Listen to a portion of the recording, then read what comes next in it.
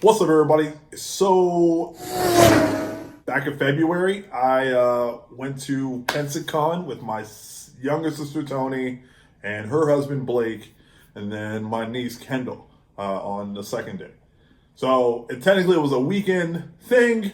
I wanted to go Friday, but I had to work. I remember that. And then we went all day Saturday and all day, most of the day Sunday. And I'm gonna tell you what. I was pooped. I think I can say we were pooped because I had so much fun. I think it was a lot more fun than me going to an amusement park. Pensacon, woo! We're doing it.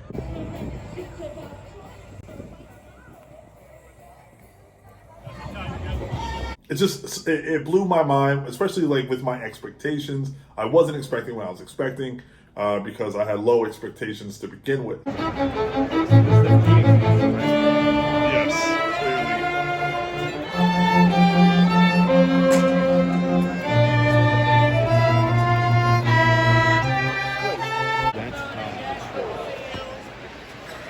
clearly.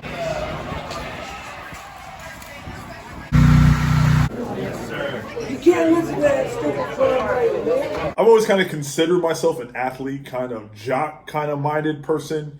I have always enjoyed TV and the nostalgia that a lot of movies of my youth and cartoons and all that made me happy were under one roof. That's what this con was about. Like I saw some of the lineup and got super excited the closer and closer we were getting to going, and I was like, man, or that the event was happening. I was like, man, I got to go to this thing. Well, in the past, and I've been wanting to go for years, I couldn't do it because I was locked into my job as a restaurant manager. You're stuck at work. You're not going. You're most likely not going to a function during the weekend, at least not for the full day.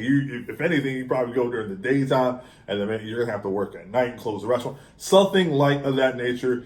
And all hands on deck on the weekends. But now that I'm just a server and there's millions of us, I had the freedom to do what the locals do, and it was great. It was amazing. Now, as far as I was saying about the jock situation, what I mean by that is like I've thought of myself as an admirer of retro cartoons and shows and movies and things of that nature for sure, and I had an appreciation and a glorification for certain actors and celebrities, but I wouldn't go as far as saying like I would dress up to go to a function or like it's second Halloween or something. I just thought that was like overdoing. Like who in their mind would spend their time of day to create a costume, put that on for a day or two, when the suit itself probably took you a week to create. The answer to that is happy people. I remember walking up from the car to the front of this very big ass line of people were standing around to go in there, and I'm thinking, and I did have that like snooty kind of appeal that I noticed in hindsight. But at like come the second day, come Sunday, I remember sitting inside the parameters, eating some food out of from a food truck, and looking out at everybody doing the same thing that I was doing about 24 hours prior. And I was like, no, it is you who is the weirdo and the enemy. We are what's fun and enjoyable, and it was great. I thoroughly enjoyed myself.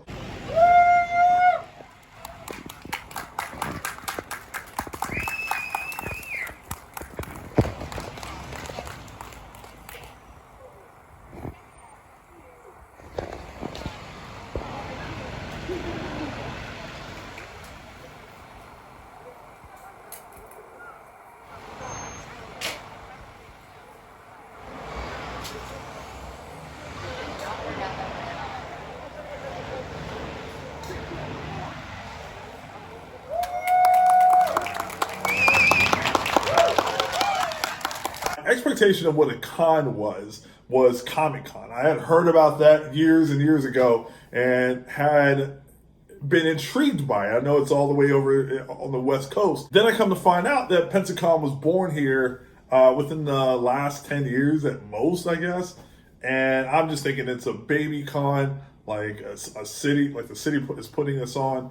Like they probably brought a cast member who was an extra in Star Trek on episode 6, season 17 or something. My sister's husband, who's nerdier to that extent to dress up, kind of nerd, about the lineup and everybody who was coming. I was like, man, we're going. Let's go. Let's buy the tickets. And he did. He went online and did it. In fact, you know what? Actually, how that transpired. I got curious about Pensacola's civic about the Pensacon, and I went and looked at tickets, and I saw they had VIP tickets. I texted them up, let him know they were on sale. He buys his, and I was like, oh well, I guess I have time. And so I went back like maybe moments later to get to go buy my tickets, and they were sold out of the VIP. If you've never been to a con before, and it turns out there's many of them, is that they all have like the same generalized function.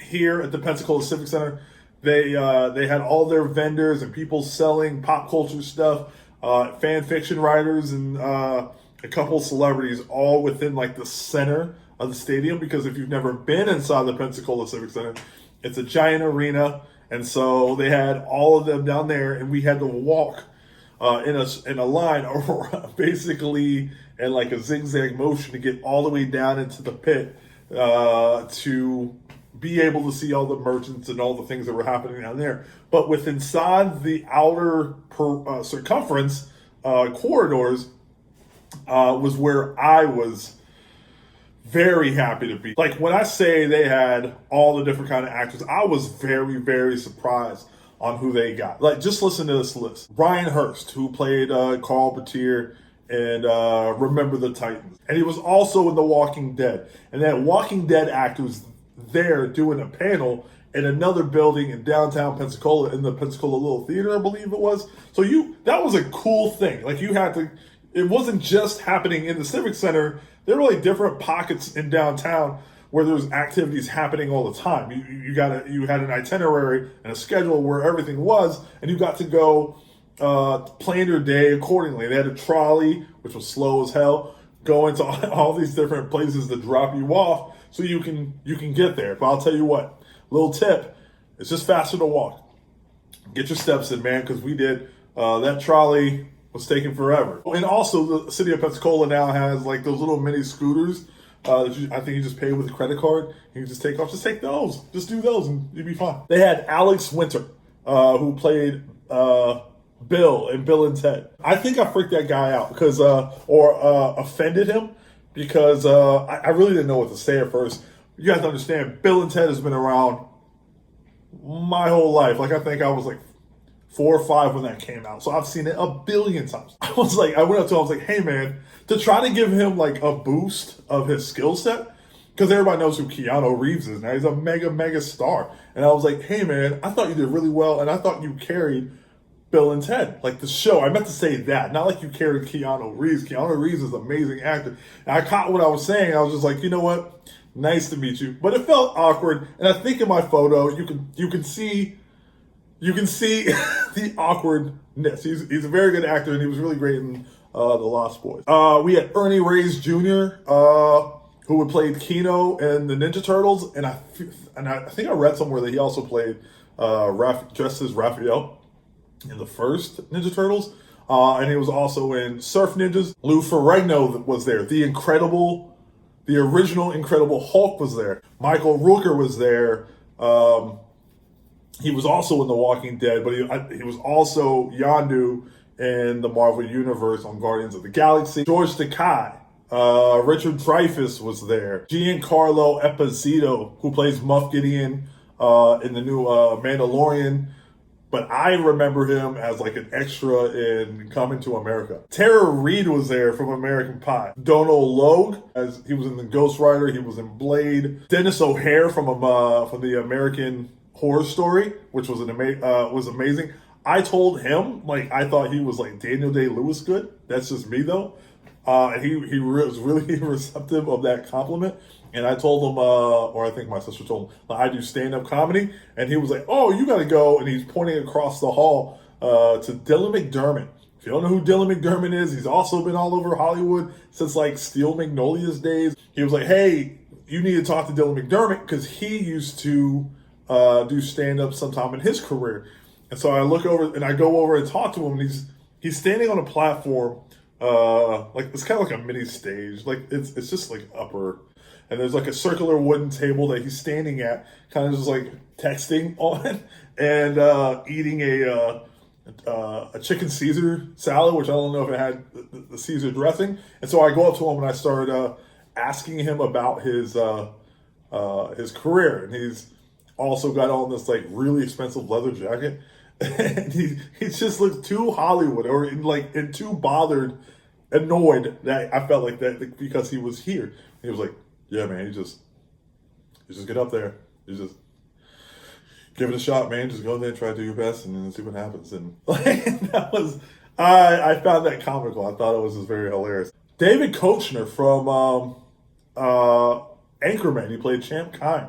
He has been all over comedy, working side by side with Will Ferrell. I remember him also as the manager on the movie Waiting. Lots of different movies. Hilarious guy. I super fanboy that one. I was like, man, I literally probably quote most things that come out of my mouth, probably quoting it from you. And he was like, that's great.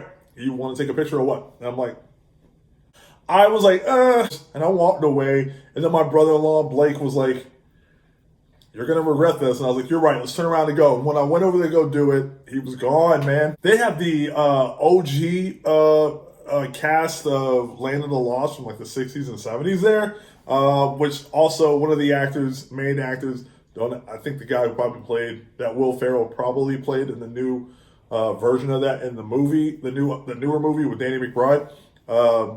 He was telling me like they were supposed to be, they filmed a section where they were going to make a cameo, like either it was going to come in after the credits or at the end of the movie, but that got cut. And so they were kind of hurt by that. And I would be too. You're the original cast. How you not have the original cast? It's like an additional laugh. Nick Carter was there from the Backstreet Boys. Taryn Manning.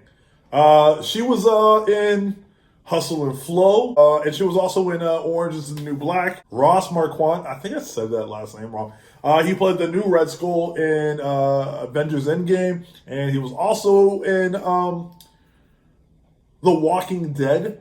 But he's like an amazing voice actor, and he was a part of like this voice acting panel that they did on in downtown Pensacola, away from the Civic Center. That was really interesting because they had like voice actors, all the voice actors that came, like they all came and sat like I think 7 deep, and they would take a script from a pop culture movie like Back to the Future or something like that, and then they would all take a part like of someone's role and do that scene, like a particular scene in the movie, like in one of their voices.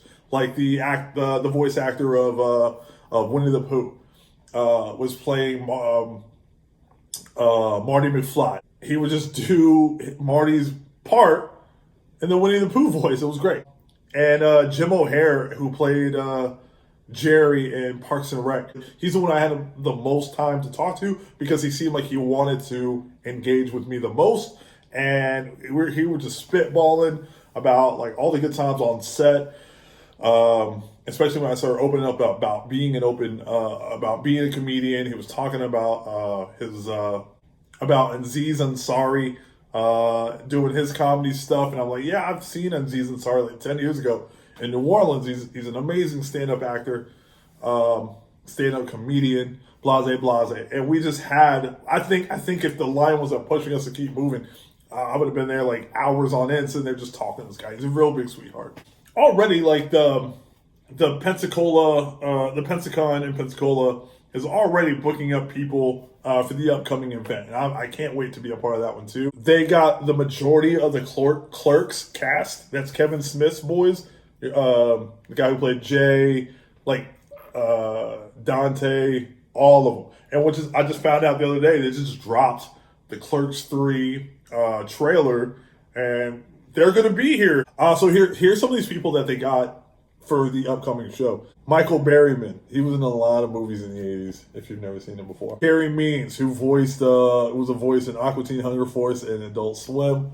That's pretty dope. Greg Lee was the host of Where in the World is Carmen Sandiego, and apparently he did some voice acting as Mayor Principal White on Doug. Didn't even know that. He's aging well. I don't know. This dude, he's coming.